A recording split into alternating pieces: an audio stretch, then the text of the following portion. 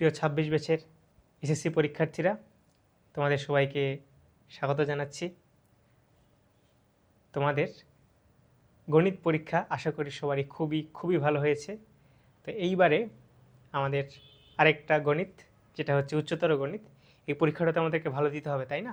তো এই জন্য আমাদের প্রিপারেশনটা সেরকমভাবে নিতে হবে যেন আমাদের প্রত্যেকটা পার্ট কাভার হয়, এমসিকিউ, সিকিউ এবং শর্ট কোশ্চেনের জন্য। ঠিক আছে? তো দেখো, মোটা দাগে আমাদের সিকিউ এর প্রিপারেশন যদি আমরা ভালো মতো নিতে পারি, তাহলে আমাদের এই এক প্রিপারেশনেই এমসিকিউ এবং শর্ট কোশ্চেন দুটোই কাভার হয়ে যাচ্ছে। আর 25 নম্বর তো আমার প্র্যাকটিক্যালে আসেই। যাই হোক, সিকিউ এর মোট 3টা বিভাগ, একটা হচ্ছে বীজগণিত, আর একটা জ্যামিতীয় ভেক্টর, ও যেটা সেটা হচ্ছে ত্রিকোণমিতীয় সম্ভাবনা। তো বীজগণিত থেকে আসবে 3টা সৃজনশীল, এখান থেকে 2টা, এখান থেকে 2টা, মোট 7টা থাকবে। 7টা থেকে 4টা সৃজনশীল অ্যান্সার করতে হবে। তো এখন একটা জিনিস লক্ষ্য করো, আমার সবচাইতে সহজ অধ্যায় যেটা এই উচ্চতর গণিতের, আমি মনে করি ইভেন তোমরাও যারা পড়াশুনো করছো তারা লক্ষ্য করবা, জ্যামিতি ও ভেক্টর, কারণ এখানে আছে স্থানাঙ্ক জ্যামিতি। এর চাইতে সহজ অধ্যায় উচ্চতর গণিতে বলতে গেলে নাই, একদম ইজি, কিচ্ছু নাই। পয়েন্ট দেওয়া থাকবে, দূরত্ব নির্ণয় করতে হবে, ত্রিভুজের ক্ষেত্রফল, চতুর্ভুজের ক্ষেত্রফল আইডেন্টিফাই করতে হবে, ত্রিভুজ কী, মানে কোন ত্রিভুজ কোন চতুর্ভুজ, এরকম। আর একটা যেটা ভেক্টর, ভেক্টর থেকে সিলেক্টিভ ম্যাথ আসবে, কয়েকটা প্রমাণ আছে, ওই প্রমাণগুলো যদি একটু বারবার করে প্র্যাকটিস করো, পরীক্ষা ওইগুলোও কমন পাবা, এর বাইরে দেওয়া পসিবল না।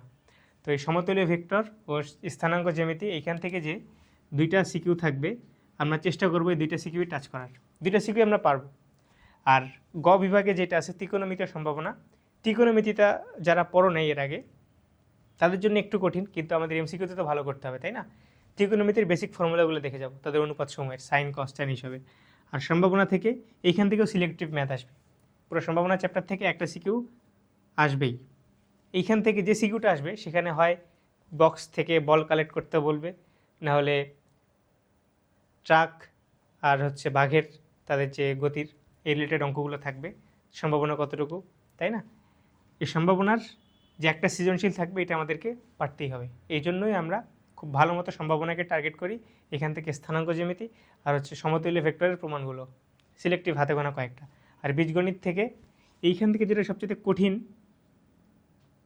সেটা হচ্ছে চ্যাপ্টার 2 আর চ্যাপ্টার 11। একটা হচ্ছে বীজগাণিতিক রাশি, একটা হচ্ছে সূচকীয় লগারিদমীয় ফাংশন। তো এইখান থেকে যদি আমরা অ্যান্সার নাও করতে চাই, জাস্ট বেসিকটা দেখে যাব, উদাহরণের ম্যাথগুলো একটু দেখবো, যেন আমরা এমসিকিউ আর শর্ট কোশ্চেনটা কভার করতে পারি। সিকিউ টাচ করার দরকার নেই। আর সিকিউর জন্য এই 2টা চ্যাপ্টার আমরা স্কিপ যদি করতে চাই, বিপদে পড়বো বলতে গেলে। তো যেটা বললাম, যদি উদাহরণগুলো দেখে যাই, অ্যাটলিস্ট আমরা একটা সৃজনশীল 10-এর থেকে হয়তো 6 কমন পাবো। ঠিক আছে? জাস্ট বেসিক ফর্মুলাগুলো দেখে যাব। আর বাকি যে চ্যাপ্টারগুলো আছে এগুলো তো অবশ্যই মাস্ট আমরা দেখে যাব। আর পরীক্ষার হলে এমসিকিউ এর জন্য, যেটা গণিতের ক্ষেত্রে আমি সাজেশন দিয়েছিলাম, যে এমসিকিউ হায়ার মেথডটা একটু ডিফিকাল্ট হয়, ভয় পাওয়ার কিছু নাই। সেম স্ট্র্যাটেজি, বারবার একটার পিছনে সময় নষ্ট করব না, একবারই একটা এমসিকিউ দেখব, হচ্ছে না স্কিপ, পরেরটা হচ্ছে না পরেরটা, এরকম দিয়ে এক সাইকেল, মানে 25টা কমপ্লিট হওয়ার পরে আবার শুরুতে আসবো, যেটা কমপ্লিট হয় নাই সেটা থেকে শুরু করব। ঠিক আছে?